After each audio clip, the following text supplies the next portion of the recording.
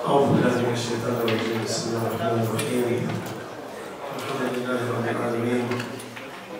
الحمد لله الذي أنزل الفرقان على عبده ليكون للعالمين نذيرا. الحمد لله الذي هدانا لهذا وما كنا لنهتدي لولا أن هدانا الله. الصلاة والسلام على خير الخلق ونور عرش أفضل الأنبياء والمرسلين حبيبنا وسيدنا وسندنا وشفيعنا ومولانا أبي القاسم محمد.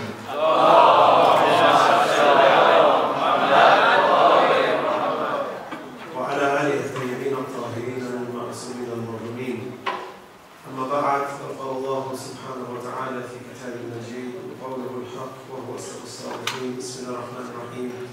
وسارعوا إلى مغفرة من ربكم وجنة عرضها السماوات والأرض أعدت للمتقين الذين ينفقون في السراء والضراء والكاظمين الغيظ والعافين عن الناس والله يحب المحسنين. صدق الله العلي العظيم. صلوات الله محمد وعلى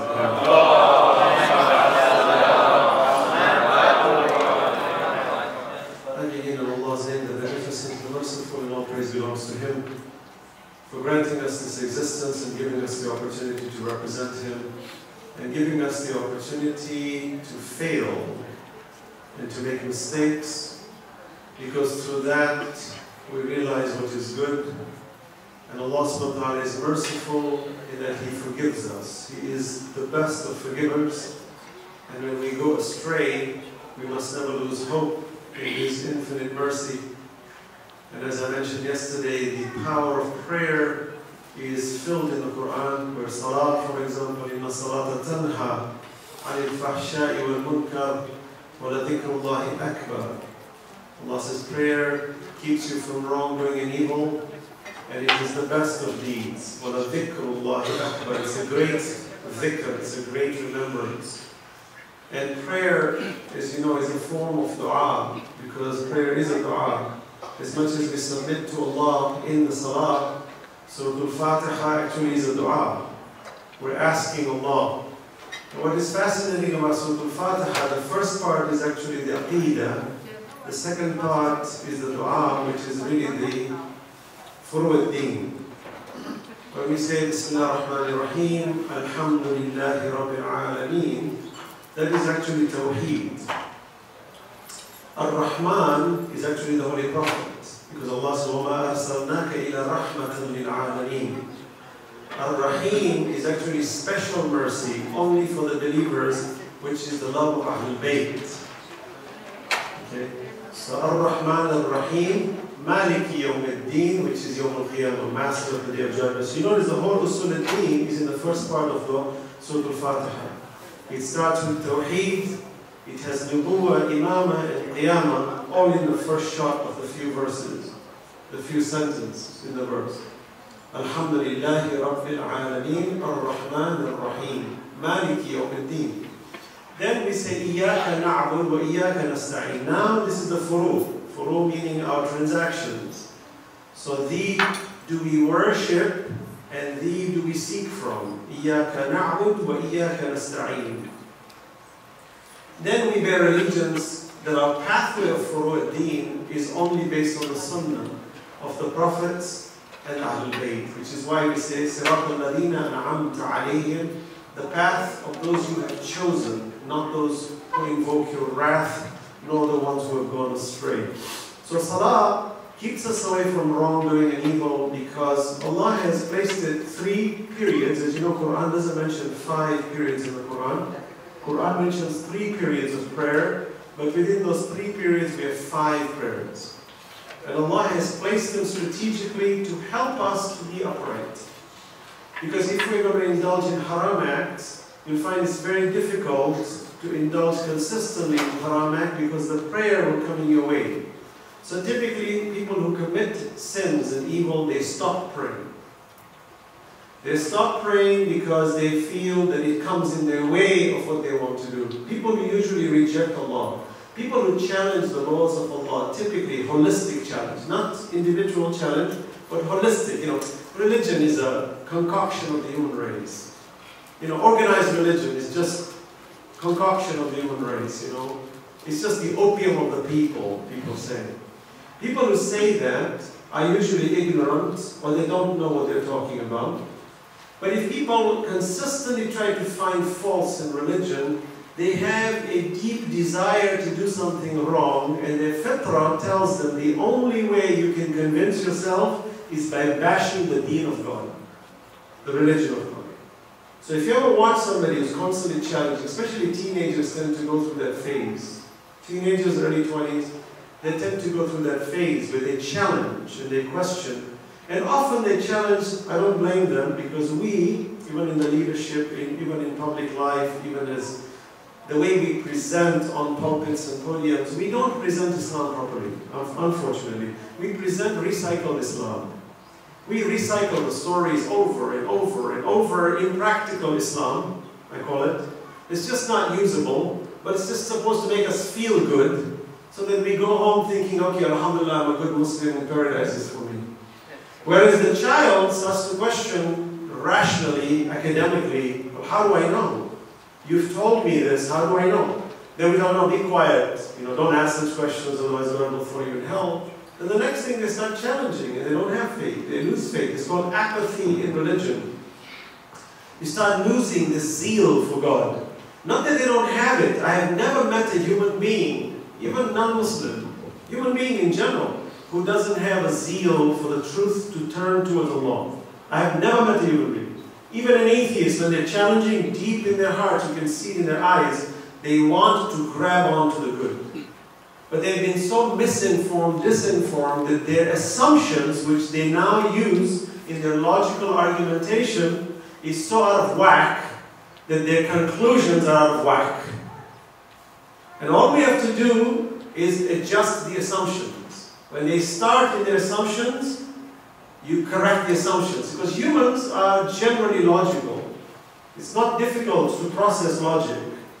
It's the power of assumption that really validates the quality of the resulting set in a logical pathway.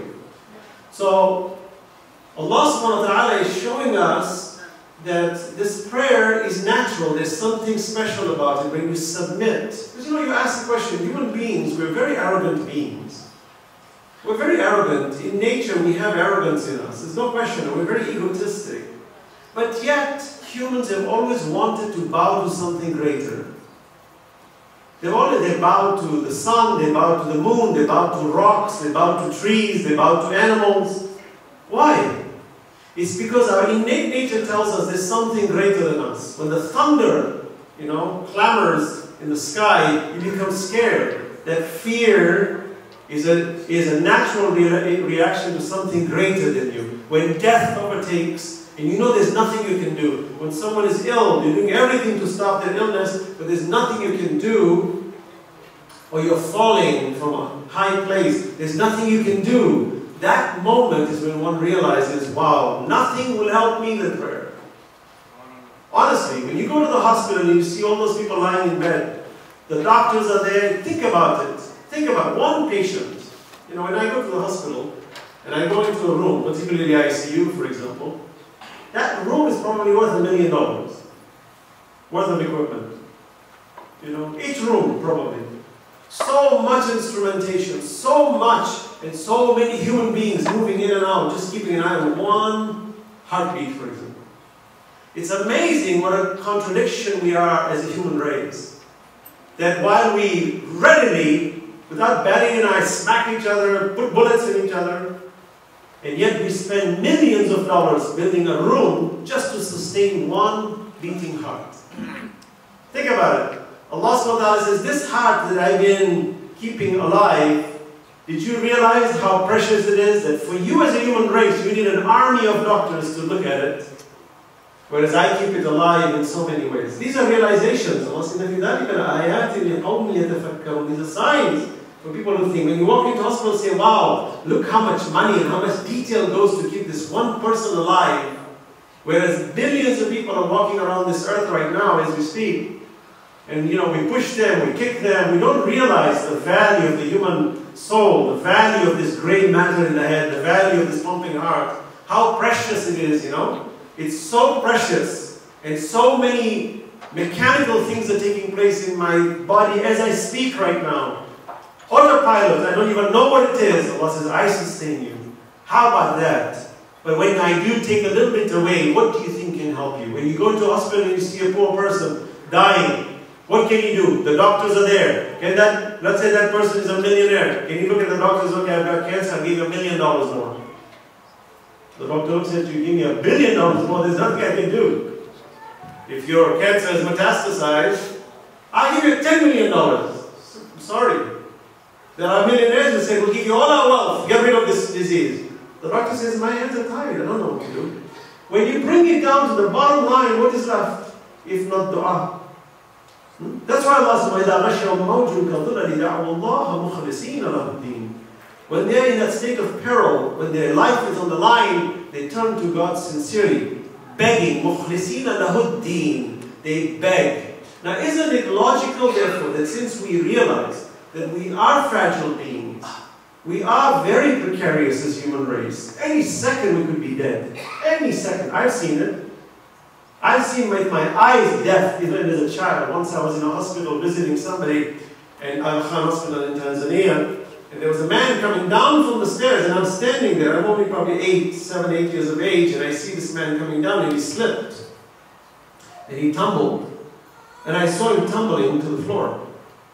I rushed towards him. He was breathless. He was dead, cold, dead. He came to visit somebody, and he slipped. And the whole family had come to see another person ill, only to find the one who came to see now is a dead person.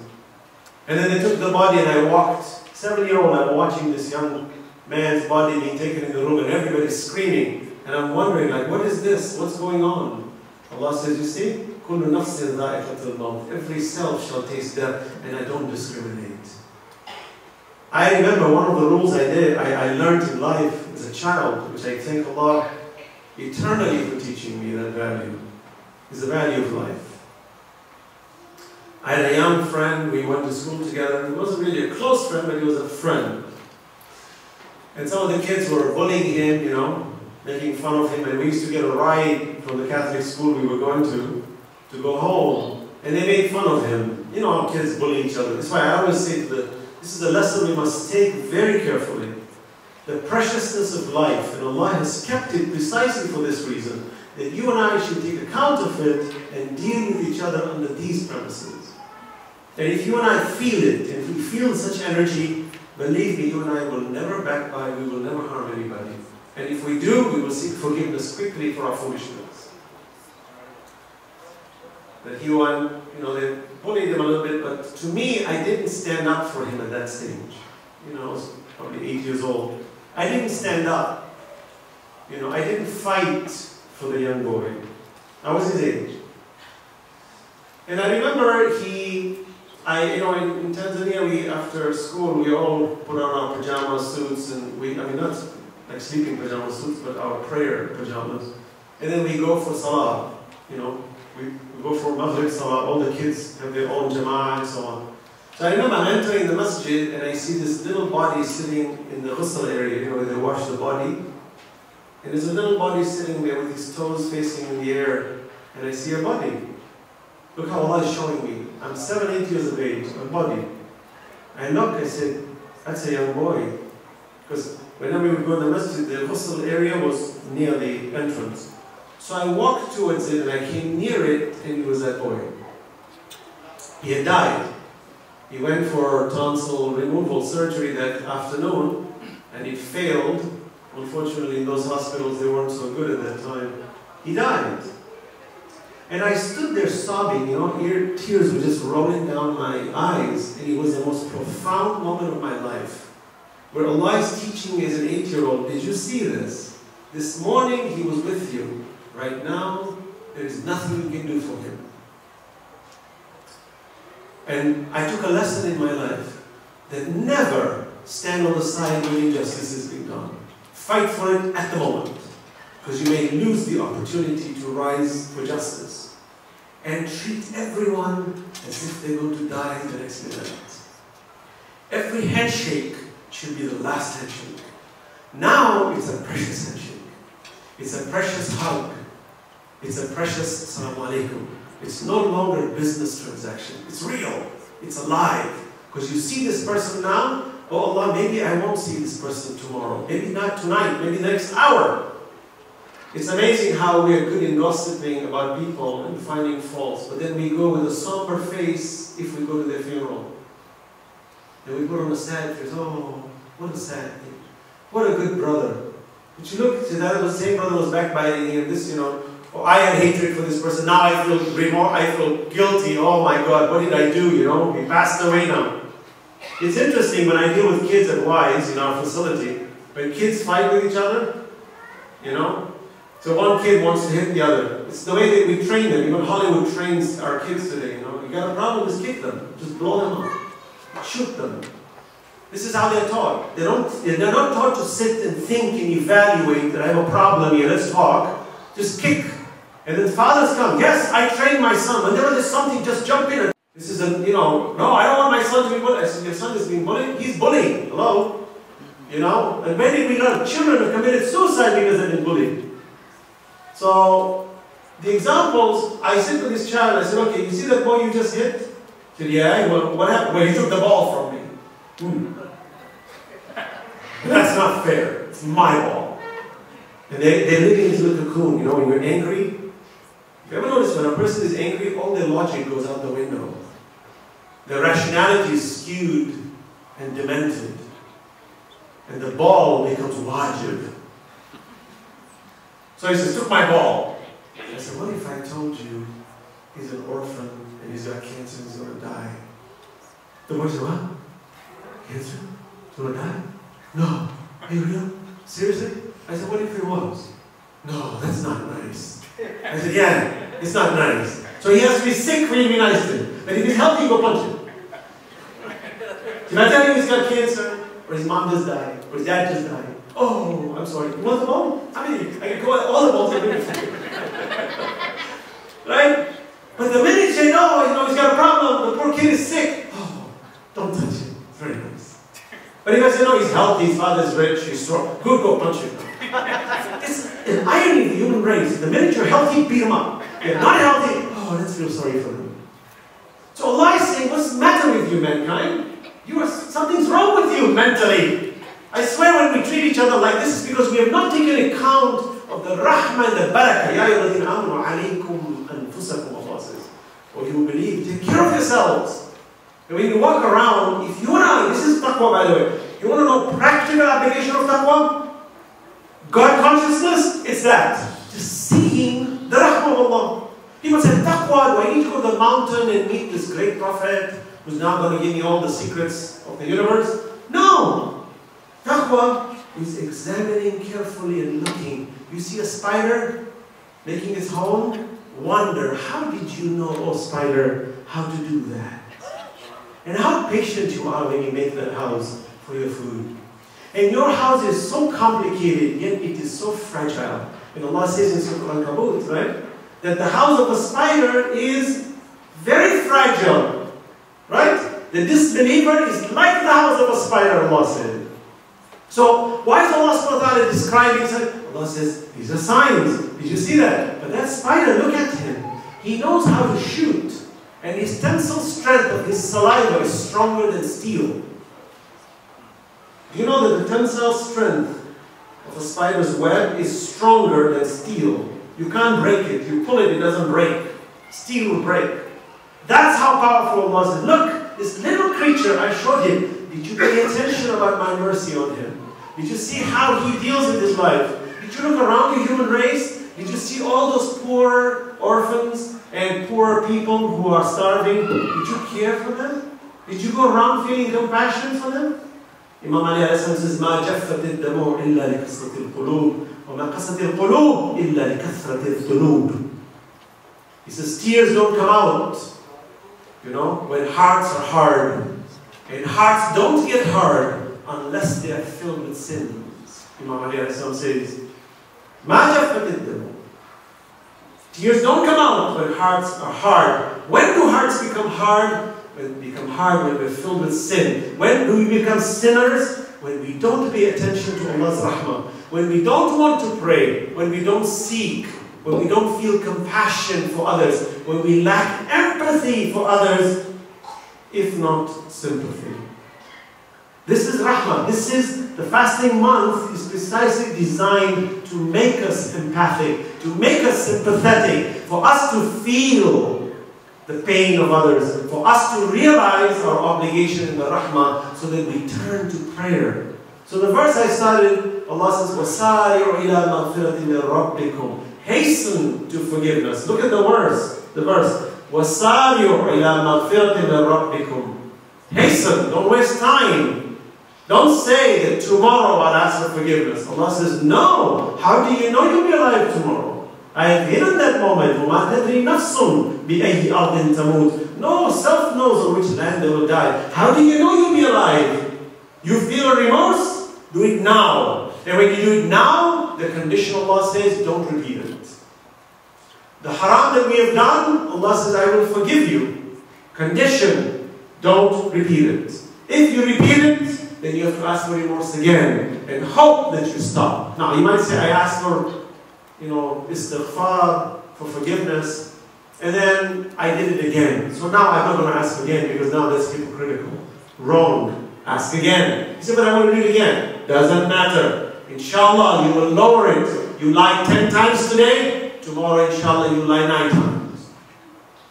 And in a month, you lie 1 time. And in 3 months, inshallah, no time. Isn't that good? That's progression. Allah loves people who progress in that way. Now, what if a person like that dies in between that? Allah will reward them. Why? Because their effort was to improve themselves. They may not have been perfect. It's not essential for us to be perfect. What is essential is we aim towards perfection.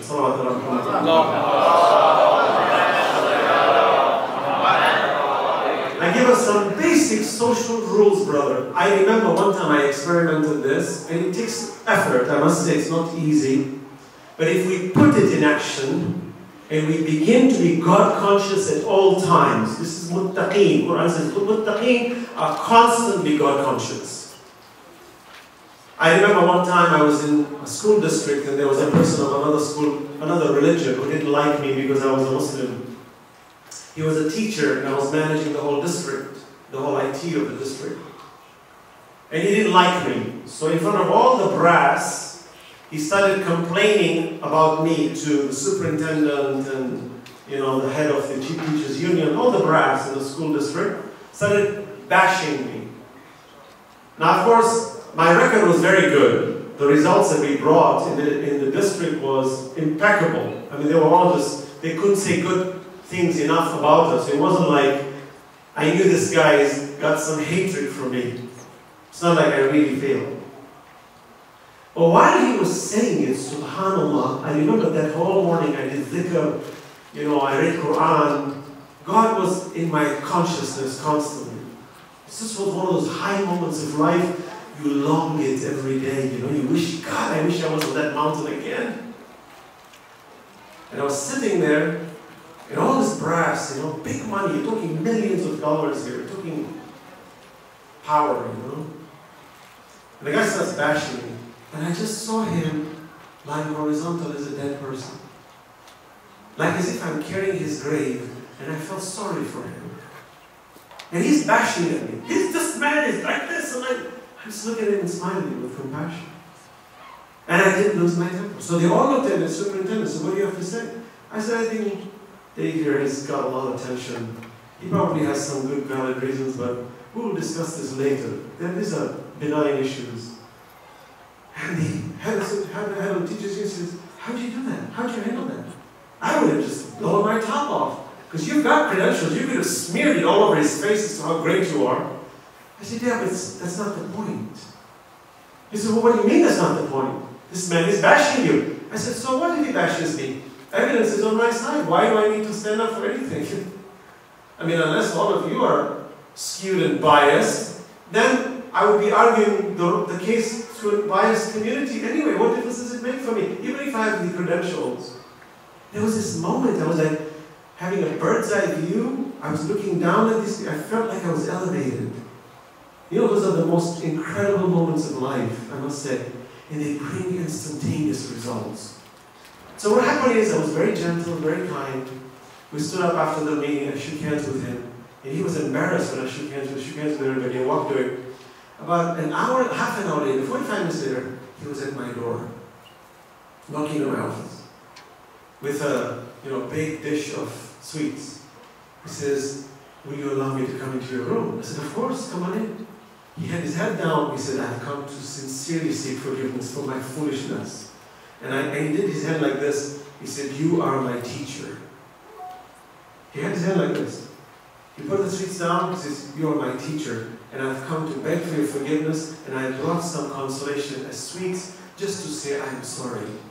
And I smiled. I said, "Sit down." He says, "Can I take you out for lunch?" I said, "No need, babe. It's fine." He says, "No, I was very harsh. It was unruly of me. It was wrong of me. I misbehaved." I said, "It's fine. We all go through those moments." He says, "I will never forget this attitude." And from that day onwards, till the day I left that district, this man honored me that I would walk in his class, he would stand up. He would stop teaching. He would look at me. He says, "Is there anything I can do for you?" I said, "Subhanallah, all I did was I was silent." This, Allah mentions, الَّذِينَ يُنْفِقُونَ فِي السَّرَّاءِ وَالضَّرَّاءِ. Allah says, hasten to forgiveness.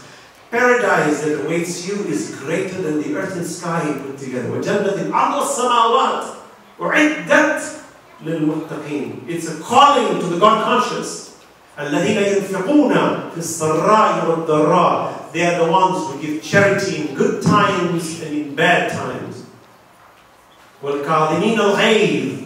They hold back their anger. وَالْعَافِينَ عَنِ النَّاسِ. And they forgive mankind. وَاللَّهُ يُحِبُّ الْمُحْسِنِينَ. God loves the good doers.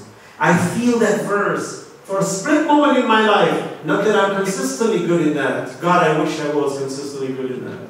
God, I wish I was on that top. But for a moment I realized how our imams must have been. Just to get that touch of how they must see the world and how they must be so above them that while their people are screaming at them, they're saying nothing but rahmah and barakah for mankind.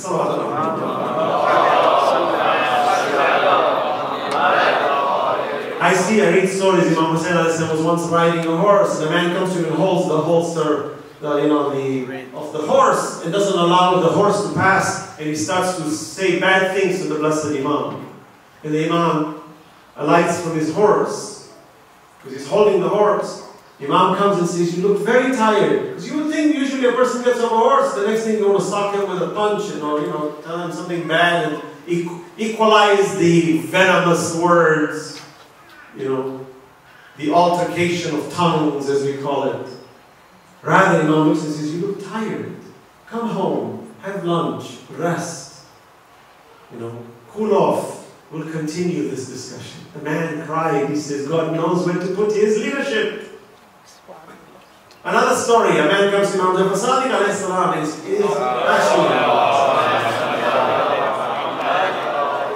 bashing the Imam. Everywhere the Imam would go, this man would come and bash him. And the companions said, "Yabna Rasulullah, this man has hatred for you." Imam said, "It's okay. It's fine." It's not easy when someone has hatred for us. And we walk around and say, "That guy hates you. Can't stand you." You start thinking, "What did I do? What wrong did I do? Oh my God, Yeah? Well, let me find some dirt on him too."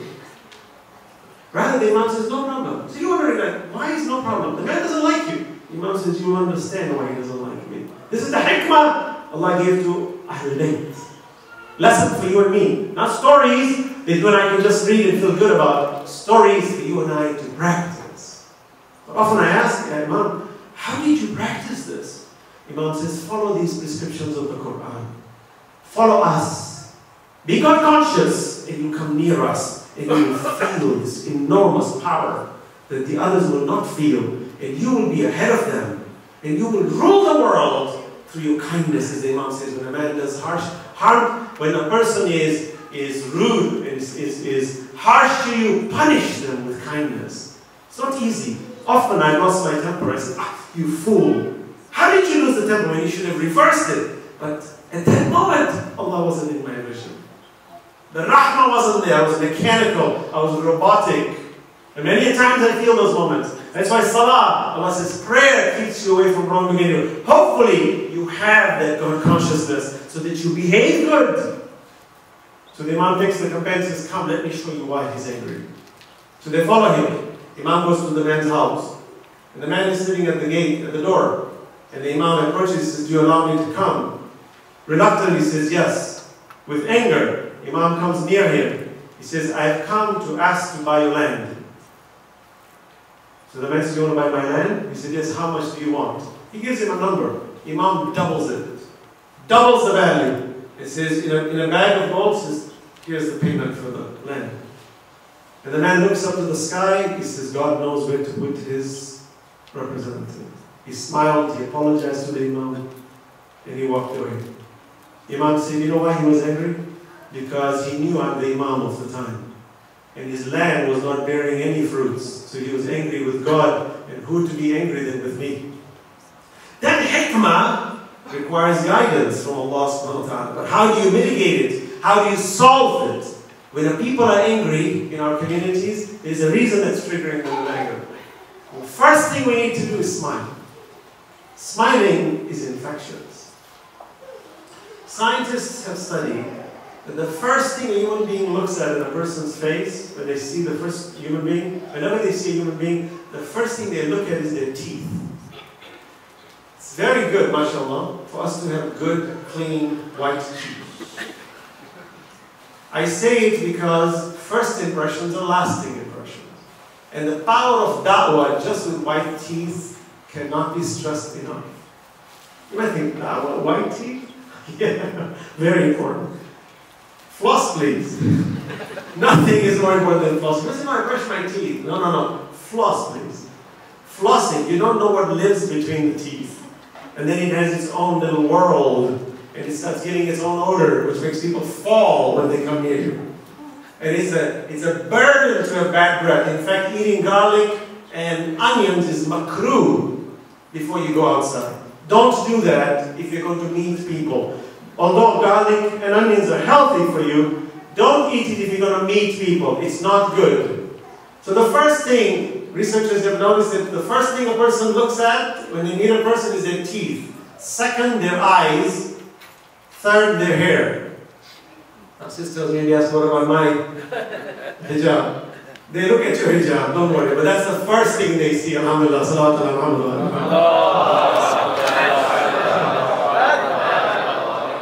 So we don't realize this power of da'wah. But these characters our prophets and imams had. They were all pleasant. They all had pleasant teeth. They all had pleasant breath. They all had pleasant body odor. 100% I'm saying it. You must hardly know, you were not there. I know historically and logically and rationally that Allah will never send His representative who's smelly, who looks bad, who doesn't look attractive. Impossible. And attractive here meaning in akhlaq, in magnetic attitude, in the pleasantries of smile. When you say to me, prophets, the first vision I see them all smiling. Because smiling is infectious. When people come to the masjid and they're frowning and they're sad, you smile at them. Assalamu alaikum. Smile. You find the person will be forced to smile. And when you smile, the chemistry changes. Your entire inner chemistry starts to change. All that anxiety goes out the window. Temporarily maybe, but still it's a good feeling. And when we smile, no problem. Smile. It's very easy, by the way, to smile. It takes a lot more energy and effort and many more muscles to frown, by the way. It takes a lot less muscles to smile. But smiling is extremely infectious and beautiful. And one doesn't have to smile large, just a pleasant smile. Why? It shows you are in the mercy of God. Now you might be in a state of deep contemplation and you're not smiling. That's okay. When a person is in deep contemplation, it's different. But when you meet people, have a different attitude. Look what does Luqman say to his son. Ya bunayya aqim as-salah wa'mur bil ma'ruf wanha 'anil munkar wasbir 'ala ma asabak. Inna dhalika min 'azmi al-umur. Wa la tusa'ir khaddaka lin-nas wa la tamshi fil ardi maraha. Inna Allah la yuhibbu kulla mukhtalin fakhur. Waqsid fi mashik waghdud min sawtik. Inna ankara al-aswat la sawtul hamid. What golden words of advice of a father to a son. First, Luqman says to his son, Ya bunayya la tushrik billah. Don't associate anyone with God. Then, Luqman, Allah talks about parenting. Look how beautiful the Quran adjusts it. When Luqman is talking to his son, father talking to the son, suddenly Luqman would say to his son, son, be respectful to your parents. But it would be condescending. It would be too self-centered. So Allah interjects. And Allah says that we are enjoying goodness to parents. Then Luqman continues his conversation. Look at the parenthetical interjections of the Quran, brilliantly placed, precisely to teach us good moral perspectives. But Luqman says to his son, my son, uphold prayer, aqim as-salah, wa'amur bil ma'ruf, enjoy good, wanha 'anil munkar, forbid evil, wasbir ala ma asaba, be patient with the trials. Inna dhalika min azmi al-umur. This is a great deed. Azmi al-umur. وَلَا تُسَّئِرْ خَدَّكَ لِلنَّاسِ. Don't turn your face away from people. This community, mashallah, I see, when I walk around, everybody looks at each other, everybody's ready to smile, everybody's ready to shake hands among the brothers, and I know between the sisters. It's wonderful akhlaq. There's something special about that. When you come to a center like this, and everybody wants to shake hands, and wants to smile, and wants to hug you, it's beautiful. It takes all those bala out. Shaitan cannot come between us, because we shake hands, we're smiling. You give eye contact, you're smiling. That's the beauty. So that some people don't like to give eye contact. They say, oh, he's coming next to me, okay, I'm going to look somewhere else. I'm going to act, I'm busy. Don't do that. Quran said, لا تصائر خدك للناس. Don't turn your face away from people. ولا تمشي في الأرض مرحا. And don't walk exultingly in a show-off fashion on earth. Don't hit the earth hard. لا تمشي في الأرض مرحا. إن الله لا يحب كل مختال فخور. Indeed, Allah doesn't love an arrogant show-off. وَاقْصِدْ فِي مَشِّكْ. Lower your demeanor. وَاغْضُضْ مِنْ صَوْتِكْ. Lower your voice. Some people talk so loud. Why are you talking so loud? You know, it's not good akhlaq. Sometimes you get on a plane and people are chattering away so loud, like you know, we do exist. You get a headache. And it shows a bad attitude. You know, sophistication. You speak with a low volume. I remember Allah was like that. You know, very slow volume. Low volume. Not slow, low volume. You have to get near him. What do you say? That's his nature. The time he would raise his voice is when he didn't know. Never done it. I don't know. Then he would say loud. Like I said, he's telling you, I don't know. He would raise it. Otherwise, with no volume. وَأَقْضُضْ مِنْ صَوْتِكْ. Allah says, indeed, when you speak loud, you sound like donkeys.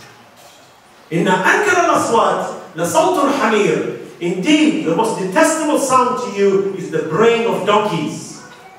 It's very detestable, trust me. I heard it many times when I was traveling, you know. Sometimes I was staying up in the mountains in certain countries and you hear these donkeys braying all night. It's like, oh my God. Okay, so Allah is saying, lower it. It's healthy for you. It's good for you. Akhlaq. The demeanor is what we talk about God consciousness. That I have to now look clean. The messenger spent more money on perfume than he did on food. And he used to look and comb his hair and then he would come out in public. Because he was rahmatul lil alameen. The people loved to be next to him. His aroma was so attractive. People were dying to touch him. History shows that when the messenger before his departure, he asked, does anybody have a right against me? And the man said, I have a right against you. He says, what? He said, one time you were on the camel and you have this little whip. The Prophet used to carry a symbolic whip. He never whipped his camel either. He never whipped the camel, ever. He spoke to the camel would walk. They were very gentle. Our imams too, they never whipped animals. They always gently patted them. He says, that whip touched my back, so I want to pay back. So the Prophet says, okay. He says, I need to beat your back. So the Prophet opens up his back and he grabs it and kisses it. He says, I need an excuse to touch your back because you're such an honorable being. I love you so much that I needed this excuse to touch your back. No, you never hit me. That's the rahmatul alameen. They were pleasant. They had a good demeanor. And I'm telling you, I must say, power of presentation. Studies have shown people who get promoted are people who have good body odor. Recent research. People who get left behind, they don't get promoted, are the ones who have bad breath and bad body odor. The ones who don't use good deodorants and don't use good perfumes. You find that those, colognes or whatever, those are the people who are usually left behind. There's a psychological entity behind it that when you smell good, it means you're progressive. Quick example I'll give you and I'll end. And the power of these behaviors are, once we were at the camp and we went to a little cafe. And in this cafe, there's 6 of us that entered, 4 sisters, 2 brothers. And it was just coincidental that all of us had good teeth, relatively speaking. So we walked in, and this is, I'm just giving you a sort of a finish the story really quickly, but we went and there was a couple old men, and this was all non-Muslim area, so we were like completely out of place. 4 sisters with hijab, 2 of them looked very European, you know. These people are looking at us like, the Muslims are here. So we entered with laptops because we needed to go on the internet. So the lady is talking to her husband, she says here. So I'm seeing it. So now she's eager to talk to me. She says, okay, these are the Muslims. These are the ones who are supposed to be very ignorant, the ones who usually strap themselves with bombs and kill everybody. So now she wants to know, who am I, you know? So I open up my laptop and I'm working. She says, wow, very nice laptop. Oh, I said, yeah, thank you very much. So what model is that? She's breaking the ice, wants to talk to me. Suddenly the husband comes next to me and says, so where are you from? I said, I'm from Africa. Which part? Tanzania. Wow, so that's he's checking my geography now. So I'm telling about Madagascar and Uganda. I said, wow, Muslims, they know something. They know geography, they're not that stupid. So we're conversing and philosophy. We get into deep philosophy. So the brother sitting on the side is just, you know, he's got a big grin. He says, oh, this is going to be a great moment now. We're going to get into this really heavy, you know. Because I love getting into philosophy and so on. So he says, well, you ladies, these ladies, are they all like, were they born Muslims? She says, yeah, these are all Muslims. She's an Iranian sister, that's a Lebanese sister, that's a, you know, an American sister, Caucasian, but she became Muslim. Oh, really? Wow, people do become Muslim. Interesting. Anyway, to make a long story short, they're looking at us, and they were so intrigued with us, they didn't want to leave us. So while we're walking outside, and they're watching our akhlaq, everything we're doing, they're watching. In the end, she says, you know, this religion of yours is amazing, because you all have such wonderful smiles and such wonderful teeth. So we smiled, we said, thank you very much. This Islam is a great religion. We want to continue this conversation. Said, sure, we exchanged emails, we're still communicating. The point I'm saying is, we did not talk much, but the point is, presentation is extremely important. People gauge you. How are you talking? What are you doing? That methodology plays a huge role in da'wah. When Allah says, invite them. It's through such presentations. Kindness, exhortation, but they know you're smart. They know you are above them. You're faster than they are. How? Not by showing off. Simply being very witty and alert.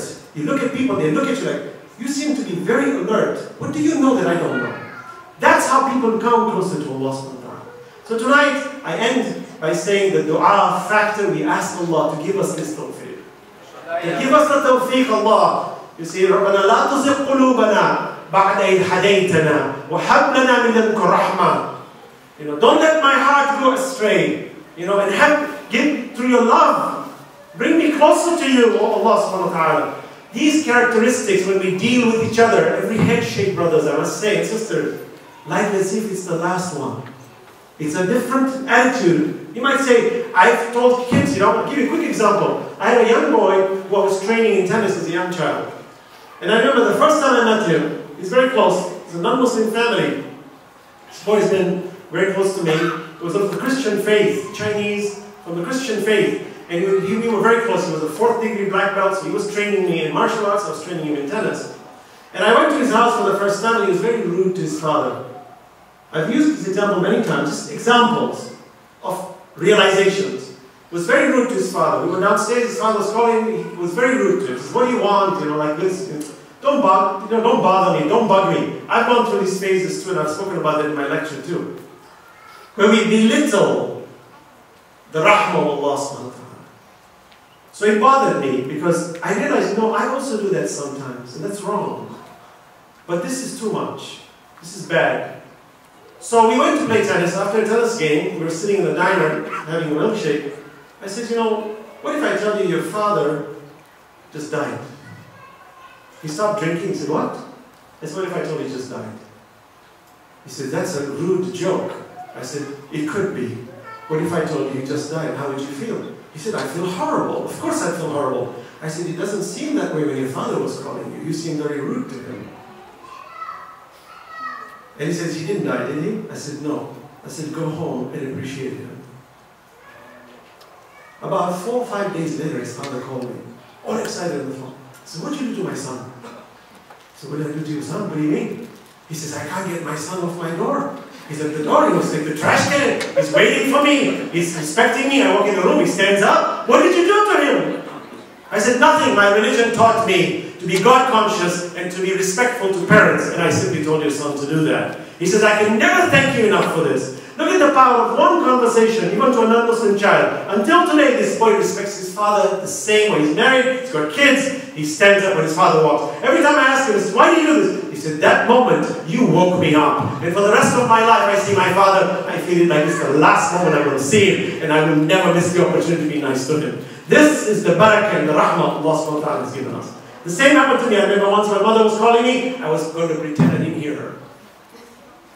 And I was going to pretend she wasn't there. I was on the second floor lying in bed. She's calling me downstairs, I wasn't going to answer. Something in my head says, it's okay, don't answer her. There'll come a day you'll go to her grave and you will beg her to scream and she won't scream at you. You will beg her to slap you and she won't slap you. And I remember within seconds, I jumped out of bed and I ran to the first floor and I stood and staring at my mother like this. I swear, all the time comes to me. Every time my parents says to me, is this the last moment? Is this the last moment? You tremble because Allah says, now you've taken real account of my rahmah.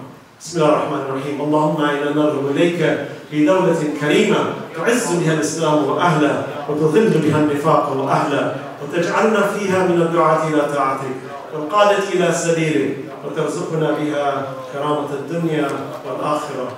Wassalamu alaykum wa rahmatullahi wa barakatuh.